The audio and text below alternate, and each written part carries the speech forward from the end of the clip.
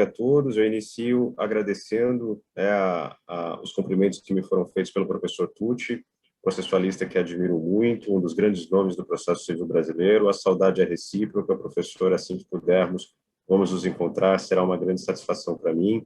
Cumprimento o Dr. Joel Dias Figueira Júnior, uma honra revê-lo também, uma satisfação muito grande. Professora Rogéria, professora Flávia, professor Lupon, professora Trícia Navarro, professora Ludmila Galvão, todos, uma grande honra estar aqui debatendo um pouquinho sobre os aprimoramentos para o PL, que é o PL que teve uma participação bastante ativa, tanto da professora Flávia quanto do professor Joel. E sem mais delongas, atendendo aqui o tempo que nos foi dado, eu passo a palavra para o professor Márcio Faria, para que possa discorrer sobre quais são as suas impressões de melhorias sobre o PL no prazo de 30 minutos. Muito obrigado, professor Márcio. Olá, bom dia a todos. Para mim é uma imensa honra e uma satisfação fazer parte desse seminário que já nasce histórico sobre a desjudicialização e execução. Eu queria, obviamente, no primeiro momento, agradecer o convite honroso que foi feito pelo professor Paulo Lupon, pelo professor Heitor Sica, professora Rogéria Dotti, e também parabenizar os palestrantes anteriores, especialmente os professores Joel e Flávia, que certamente muito contribuíram para que nós hoje estivéssemos aqui debatendo sobre o PL 6204/2019, num dia bastante singular e interessante, né? Exatamente hoje se comemora 6 anos de aniversário do CPC de 2015. Estamos aqui tratando não só sobre processo civil, mas sobre reformas processuais num dia tão singular. Eu queria também aqui dizer que a minha exposição, eu vou tentar ser bastante rigoroso com o controle do tempo, ela foi bastante facilitada pela palestra de ontem da professora Rogéria Dotti, que já citou alguns pontos de melhoria do PL 6204, a quem agradeço e também peço aos interessados que acompanhem, se não o fizeram, a palestra da professora Rogéria, que certamente vai, de certa medida, casar um pouco com a palestra que eu vou daqui a pouco proferir. E a outra coisa que eu queria dizer, e um esclarecimento interessante, é que o tema que me foi proposto apresentar propostas de melhoria dentro da proposta inicial do PL 6204/2019. Então, é exatamente isso que eu vou procurar fazer, né? Eu não vou tecer considerações acerca de ideias que eu tenho a respeito da desjudicialização em si, porque certamente eu teria outras ideias que não vêm ao caso aqui a serem consideradas. Então, nesse sentido, eu vou me valer, inclusive, de um trabalho que estou publicando e coloco no gerúndio porque é um trabalho grande que está saindo em 5 volumes da editora Revista dos Tribunais, a Revista de Processo, a partir do volume 313, agora de março, em consequência, até o volume 317. Esse texto que está saindo lá, ele tem, na verdade, todas as propostas que eu vou trazer aqui agora e algumas outras mais. Na verdade, eu apresentei mais de 50 propostas de melhoria e aqui vou tentar trazer algumas que me parecem mais importantes. Bom, nesse sentido, então, feito esse esclarecimento inicial, o primeiro ponto que eu queria chamar a atenção logo de cara, logo no artigo 1º, parágrafo único do PL. E aí seria interessante, quem me ouve, se pudesse acompanhar a minha palestra na medida do possível com o texto do projeto de lei em mãos, para que a gente possa ganhar tempo, já que eu vou evitar aqui fazer leituras do PL por conta do tempo. Logo de cara, então, portanto, nessa primeira minha sugestão, nós vemos no artigo 1º uma limitação subjetiva feita pelo PL 6204, no sentido de que os incapazes não poderiam levar a sua demanda à execução extrajudicial e nem poderiam também ser demandados. Me parece que aqui nós temos um pequeno problema, ou me parece, inclusive, não tão pequeno assim, que, com todo respeito, obviamente, aos autores do PL, o PL se esquece ou deixa de considerar que, na verdade, nós temos o Estatuto da Pessoa com Deficiência, que não só prioriza a atitude e a atuação judicial do incapaz ou daquele que tem algum tipo de limitação a respeito da deficiência, como, na verdade, incentiva que esse incapaz ele possa levar as suas demandas. Então, se nós temos uma ideia de que se propõe ser melhor, nós temos uma ideia que se propõe ser melhor no sentido de trazer efetividade, que é o que todos aqui queremos, né, que o processo de execução seja de fato efetivo, não parece razoável retirar da tutela do incapaz esse tipo de tutela, esse tipo de medida, esse tipo de execução extrajudicial. Até porque, é importante dizer, né, nós temos que considerar que o incapaz pode e deve atuar mediante representação. Então, não me parece razoável esse tipo de limitação. Eu confesso que tentei entender o porquê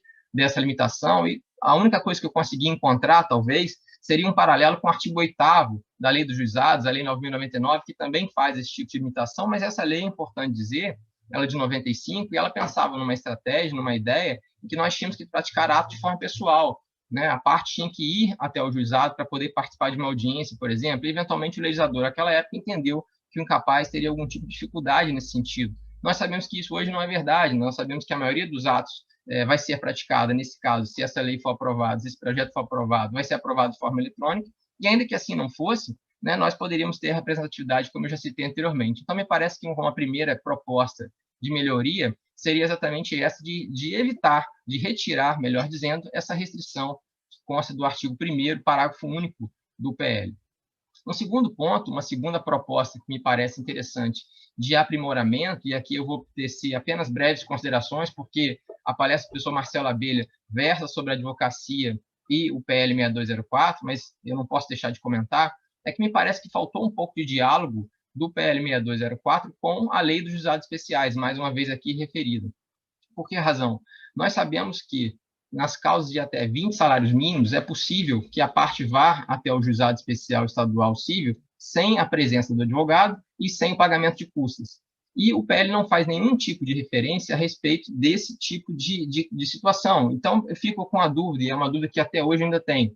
Se amanhã eu tiver um título executivo, por exemplo, no valor de 15 salários mínimos, né, tendo sido aprovado o PL da forma como ele se encontra, haveria aqui uma possibilidade de escolha? Eu poderia ir ao juizado especial estadual sem pagamento de custos, sem advogado, ou eu poderia escolher ir ao sistema extrajudicial? Não há menção a respeito desse fato no PL. Isso é importante frisar, porque se o sistema se propõe a ser obrigatório, como disse o professor Joel, há aqui uma lacuna que precisa ser reparada. Por que razão? Nós sabemos que, como regra, a ideia do sistema extrajudicial é se espelhar no sistema judicial.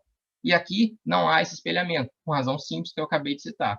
É importante frisar, inclusive, também, que como o sistema dos juizados não permite, não exige, melhor dizendo, pagamento de custas, nesse caso, pode ser que nessas causas até 20 salários mínimos, a parte se sinta incentivada a continuar indo ao juizado do que levar suas demandas ao sistema extrajudicial que se propõe. Então, esse é um segundo ponto que precisaria ser, a meu ver, aprimorado. Um terceiro ponto, também seguindo nessa mesma linha, respeito à falta de menção específica a respeito da defesa do hipossuficiente.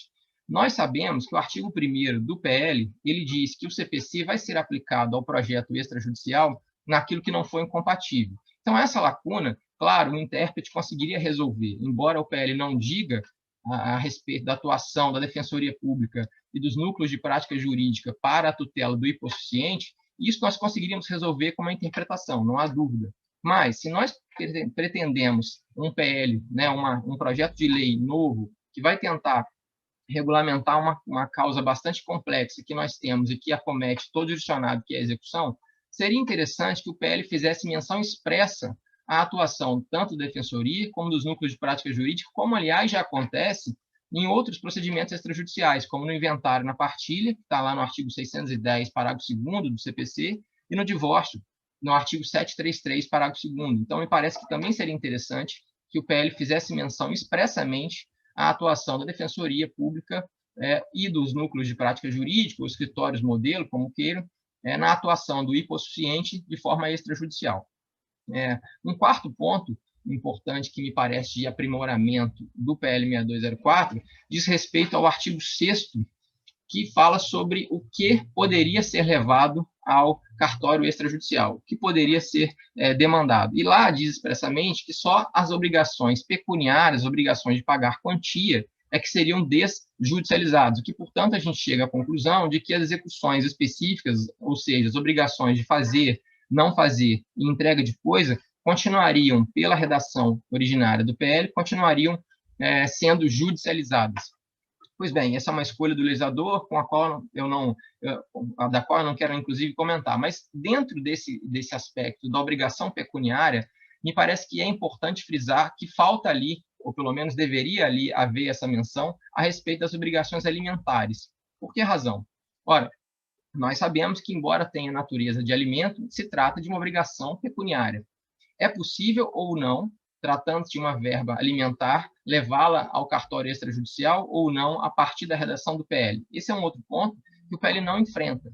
E aí poderia-se haver a seguinte resposta à minha crítica. Ora, não vai haver a obrigação, não é possível se levar a obrigação de alimentos, porque se trata de competência absoluta da vara de família, ou então da vara de incapazes, e, portanto, isso não poderia ser levado ao sistema extrajudicial. Bom, essa crítica, na verdade, ela procede em parte, porque nem toda a verba alimentar ela diz respeito a questões de família ou diz respeito a questões de incapazes, né? Nós sabemos, por exemplo, que as verbas honorários dos advogados têm natureza alimentar e nem por isso elas têm que ser levadas às varas de família ou de incapazes, conforme o caso. Então, seria interessante que isso fosse expressamente previsto, seja para excluir, seja para incluir.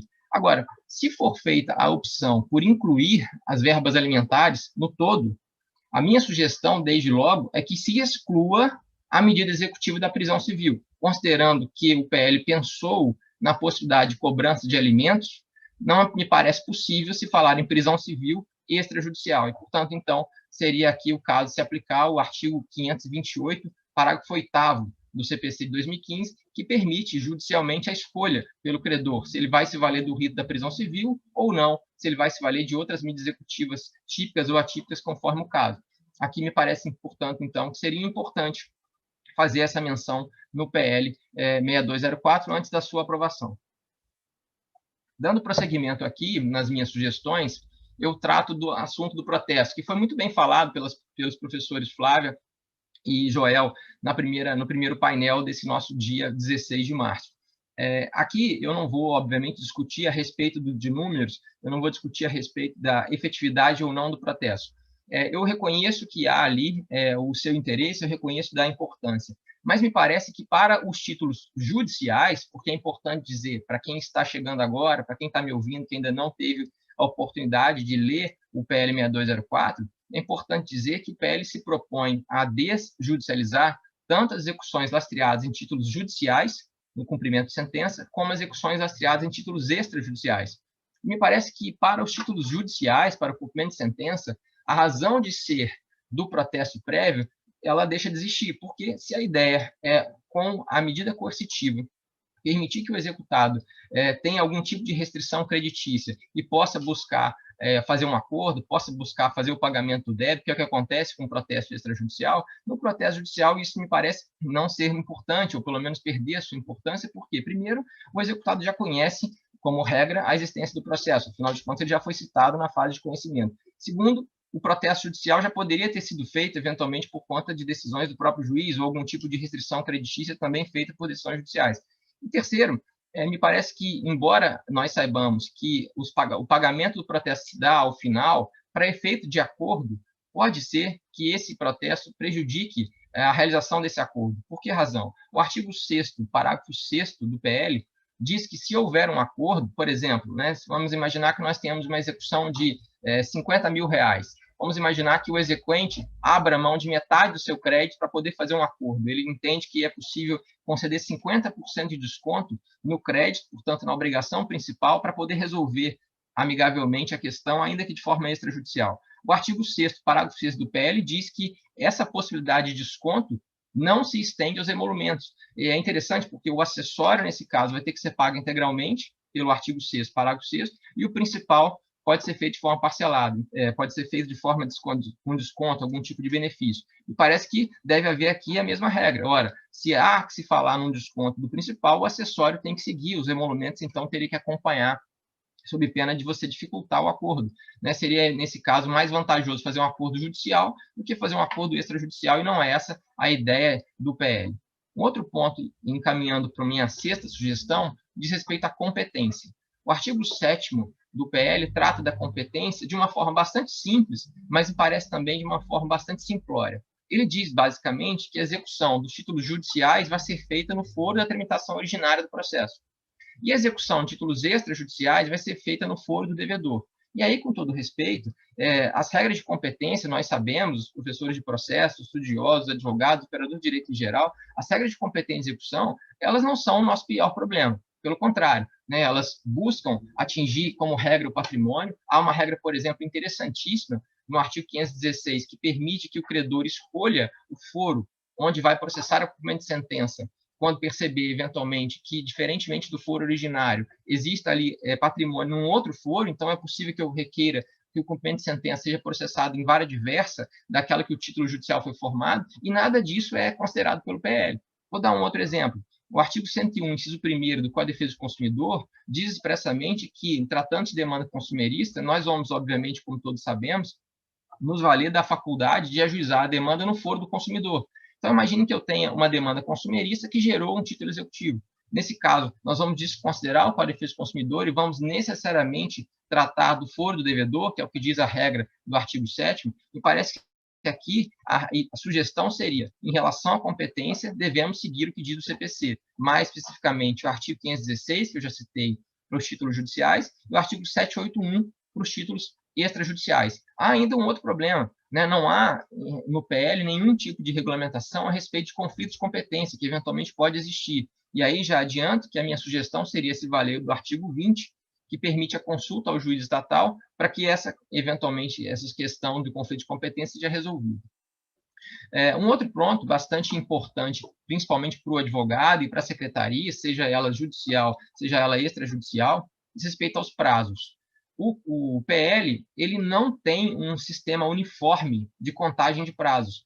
Permitam-me aqui 2 exemplos. No artigo 9º e no artigo 10, parágrafo 1º, o PL faz menção à contagem do prazo em dias úteis. No mesmo artigo 10, mas no parágrafo 4º, ele faz menção à contagem do prazo apenas usando a expressão dias, o que a gente pode entender, portanto, que seria dias corridos. E parece que isso vai gerar uma grande confusão, principalmente na cabeça do cidadão, na cabeça do jurisdicionado, que é para quem a gente tem que realmente envidar nossos esforços para que as coisas funcionem, porque ele não vai conseguir saber exatamente, de forma clara e evidente, se o advogado tem essa dificuldade, se a secretaria tem essa dificuldade, o jurisdicionado também vai ter, saber exatamente como vai se dar a contagem dos prazos. Então, me parece que aqui seria importante haver uma uniformização, uma padronização. Ou vamos tratar só de dias úteis, ou só de dias corridos. E aí, não vou aqui tecer nenhuma consideração a respeito de uma ou de outra opção. A minha crítica é a falta de uniformização. Claro que, como advogado, eu preferia que os prazos fossem contados em dias úteis, mas, enfim, não vem aqui a minha opinião. Em 8º lugar, na 8ª sugestão de aprimoramento do PL, diz respeito ao artigo 14, que é o artigo que trata do cumprimento de sentença, que é o artigo que trata da execução lastreada em título judicial. E aí é importante a gente aqui ter um pouco mais de calma, um pouco mais devagar, porque me parece que, em relação à execução extrajudicial, em relação ao título extrajudicial, o PL se preocupou de forma considerável. Há muitas regras interessantes a respeito da execução do título extrajudicial. Mas, em relação à execução do título judicial, me parece que o PL foi bastante tímido, ele poderia avançar. E aí aqui eu cito 2 exemplos, basicamente em relação à natureza do título. A primeira, o PL, no artigo 14, já citado, ele fala que as sentenças condenatórias poderiam ser levadas ao tabelionato de protestos ou, enfim, ao agente de execução extrajudicial. O primeiro ponto nós sabemos que durante muitos anos se discutiu a respeito da possibilidade ou não de execução de sentenças não condenatórias, ou seja, sentenças declaratórias, sentenças mandamentais, sentenças de outra natureza. E, durante muito tempo, houve uma discussão muito interessante na doutrina e na jurisprudência a respeito disso. O CPC de 2015, seguindo o que fez a Lei 11.232 de 2005, disse expressamente que qualquer tipo de sentença poderia ser alvo de execução, desde que presente seus pressupostos. Ele, portanto, não fez a limitação às sentenças condenatórias, como havia originariamente lá no Código de 73.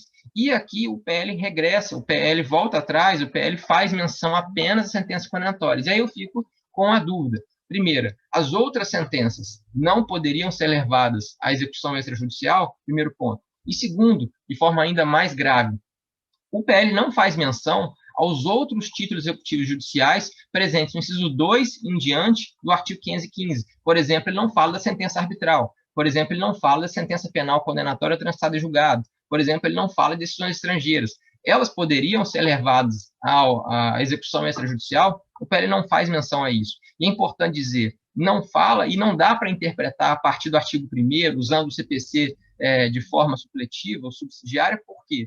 Porque quando o PL regula a competência, ele manda se valer do foro originário. E no foro originário, nesses exemplos, nós não poderíamos pedir o cumprimento de sentença. Como regra, sabemos que isso não é possível no foro arbitral, isso não é possível no foro criminal e também não é possível no foro estrangeiro, conforme o parágrafo 1º do artigo 515. Então, aqui nós temos uma dificuldade. Seria interessante que, nesse momento de discussão do PL, isso fosse expressamente considerado uma opção do legislador. Ou vamos realmente ampliar e vamos permitir qualquer título judicial, ou não. Vamos deixar consignado que apenas o título contido no inciso 1º do 515 do CPC é que pode ser levado à execução extrajudicial. Eu, particularmente, já entendo que não é o caso. Entendo, já adiantando minha opinião, que seria interessante permitir outros títulos, né? O do inciso 2, inciso 3, por exemplo, né? Os acordos firmados judicialmente ou extrajudicialmente, não vejo razão de se retirar da tutela extrajudicial, caso ela seja, de fato, levada a cabo. Então, esse é um problema importante que precisa ser considerado. E é importante dizer, inclusive, que o artigo 25, que é o que trata de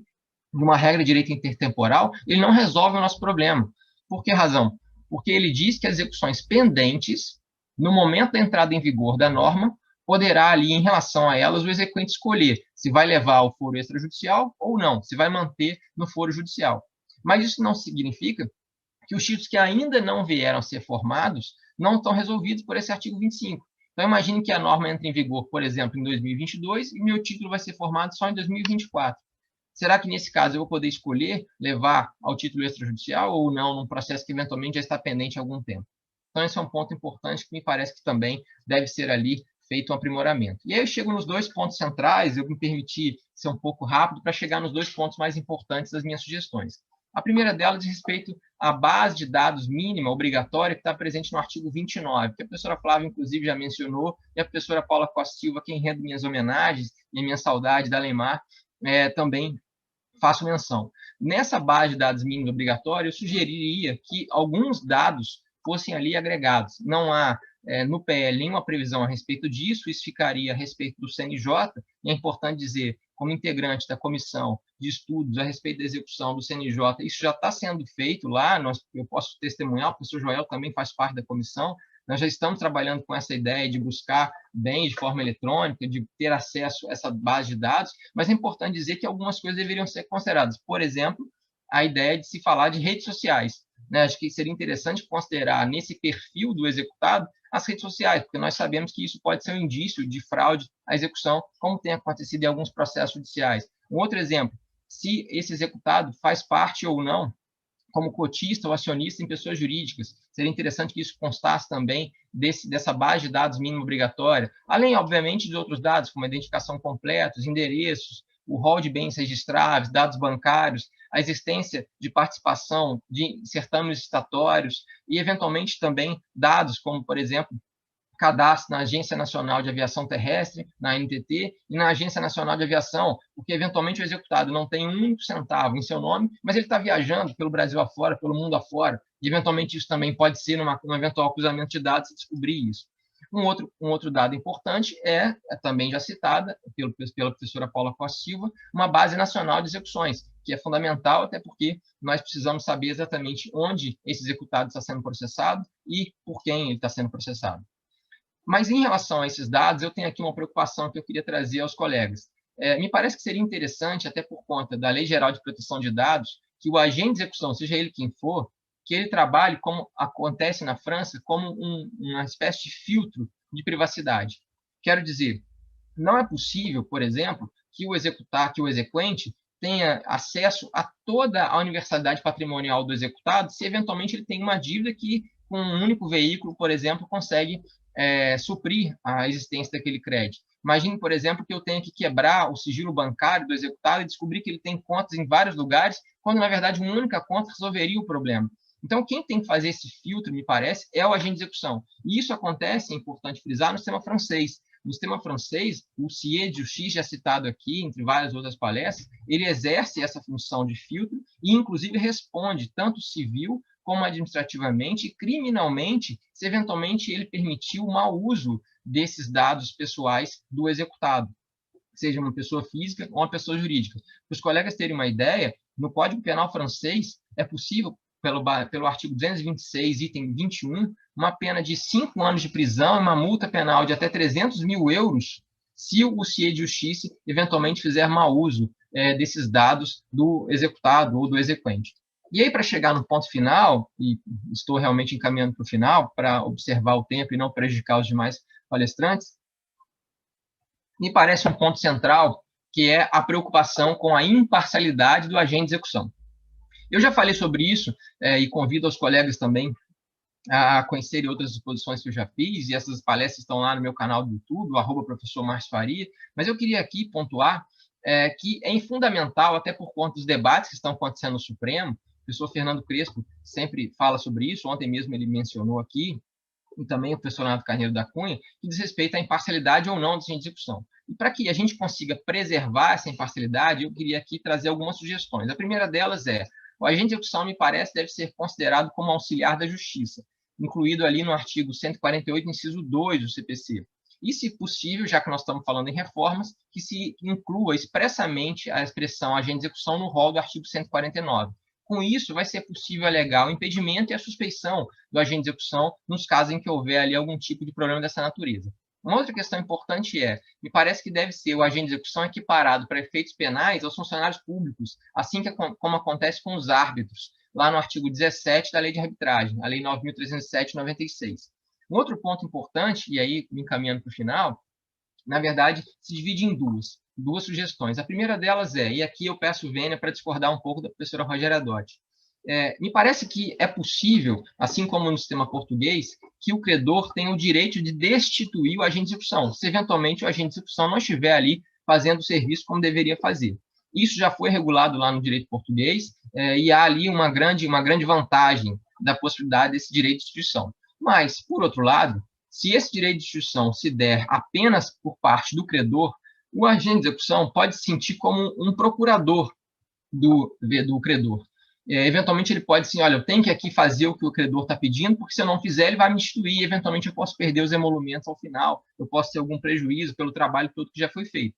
Então, primeiro, esse direito de destituição, ele pode e deve ser exercido, mas primeiro ele deve ser exercido de forma motivada e através de decisão judicial. Eventualmente, se, obviamente, não houver acordo. Se o agente de execução não quer e o credor não quer também, obviamente que eu não preciso ali de uma decisão judicial. Mas se houver resistência por parte da agente de execução, o juiz deveria decidir a respeito dessa decisão. E segundo, mais importante, em respeito ao artigo 7º do CPC e à própria Constituição, por paridade de armas, esse direito de destituição também deve ser, a meu juízo, atribuído também ao devedor. O devedor também tem que ter esse direito, se eventualmente ele demonstrar que o agente de execução está desrespeitando uma garantia fundamental, por exemplo, dele como executado durante a tramitação do processo extrajudicial. E, para terminar, como última sugestão, me parece que seria fundamental que no processo extrajudicial, na execução extrajudicial, se observe a ordem cronológica prevista nos artigos 12 e 153 do CPC. Não é possível que o executado, não é possível que o exequente ele seja colocado de lado, se eventualmente surge um outro exequente no mesmo cartório, no mesmo tabelionato extrajudicial, no mesmo agente de execução, mais interessante. Se nós não tivermos uma regulamentação objetiva da ordem cronológica de aplicação dos processos extrajudiciais, nós corremos o risco de, eventualmente, o agente de execução, que obviamente trabalha com os olhos voltados para a efetividade, mas também trabalha, é importante dizer, com os olhos voltados a emolumentos, que ele dê, naturalmente, sabe que isso acontece, que ele dê prioridade a uma execução mais interessante, uma execução que tenha a chance de encontrar bens de forma mais acelerada ou um valor maior, que vai gerar para ele mais verba de emolumentos. Então, para evitar esse tipo de problema, para evitar que a gente crie falta de isonomia por eventualmente eu ter um crédito não tão interessante ou não tão grande, seria fundamental que o PL trouxesse à disposição de desobservância da ordem cronológica, e aqui eu faço menção, mais uma vez, aos artigos 12 e 153. Para terminar, eu não podia deixar de terminar, e aí dentro do meu tempo aqui, pelas minhas contas faltam 2 minutos, eu queria fazer menção aqui a uma obra do professor Leonardo Greco, que foi meu orientador tanto no mestrado e no doutorado, a quem rendo homenagens. E boa parte desse estudo que eu desenvolvi e citei aos colegas no início, que está sendo publicado na Revista de Processo, surgiu da cabeça do professor Greco, das reuniões que a gente já teve, das reuniões que a gente continua tendo, felizmente, ainda que de forma à distância. O professor Greco já dizia, naquele clássico livro de execução, o Processo de Execução, publicado pela editora Renovar, nos anos de 99 e 2001, em 2 volumes, ele já dizia que somente um sistema anacrônico pode conceber a existência de uma instituição em que poderes decisórios, práticos, executivos coexistam nas mãos de uma única pessoa, exatamente aquela que deveria ser a sua cabeça pensante, que é o juiz. Então, o professor Greco já dizia, lá em 99, que seria necessária a judicialização de atos. E ele repete isso numa obra publicada no final do ano passado, pelos comentários do CPC, dos artigos 797 a 823, que foi publicado pela Saraiva no ano de 2020, que, mais uma vez, é fundamental que se trate de uma execução descentralizada ou desjudicializada, como a gente prefere. E aí, para terminar, peço vênia para citá-lo. Não há, no nosso tempo, nenhuma instituição pública ou privada racionalmente organizada em que toda a atividade fim, toda a atividade prática, toda a atividade executiva, não no sentido de tomar as principais decisões, mas de cumpri-las, esteja concentrada na cabeça da instituição em que aquele que decide é aquele que executa. Com essa palavra, professor Greco, eu aqui rendo minhas homenagens a todos que estão estudando e colaborando e contribuindo para que a gente possa dar, me parece, esse passo fundamental a respeito da desjudicialização executiva, que é uma necessidade, é uma tendência, e aqui, com essas minhas singelas contribuições, eu espero ter agregado a esse estudo que vários outros professores têm feito, e me coloco à disposição, sempre que necessário, ao IBDP, a quem mais uma vez agradeço, e também ao professor Elias Marques. Muito obrigado e um bom dia a todos.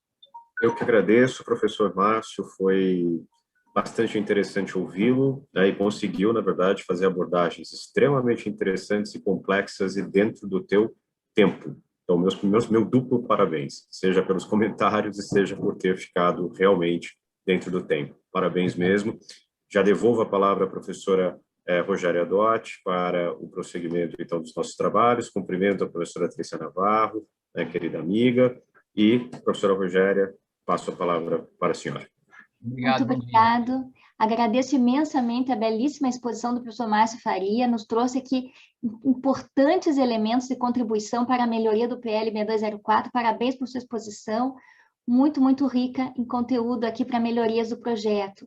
Agradeço muito a presença do professor Elias Marques de Medeiros Neto como presidente de mesa, ele que é um estudioso do tema, então, desse procedimento extrajudicial de localização de bens, algo tão comentado em termos de efetividade, algo muito importante, também abordado pelo professor Márcio. Obrigado, professor Elias, foi um prazer estar aqui sob a sua presidência. Cumprimento, então, meus queridos amigos, agora do nosso próximo painel, o professor Ronaldo Kramer, que vai presidir os trabalhos, e a professora Trícia Navarro. Agradeço muito a participação dos colegas e, desde já, em virtude do adiantado da hora, passo a palavra para o nosso presidente, então, Ronaldo Kramer. Obrigado, professora Rogéria. Bom dia a todos. Parabenizo o IBDP por essa excelente iniciativa de promover esse evento sobre o projeto de lei a respeito da desjudicialização da execução. Cumprimento meu amigo professor Márcio Faria, cumprimento a professora Trícia Navarro, cumprimento todos aqueles que estão nos assistindo. A professora Trícia Navarro vai nos dar a honra de falar sobre a visão da magistratura sobre o projeto de lei 6204. Esse projeto é um projeto muito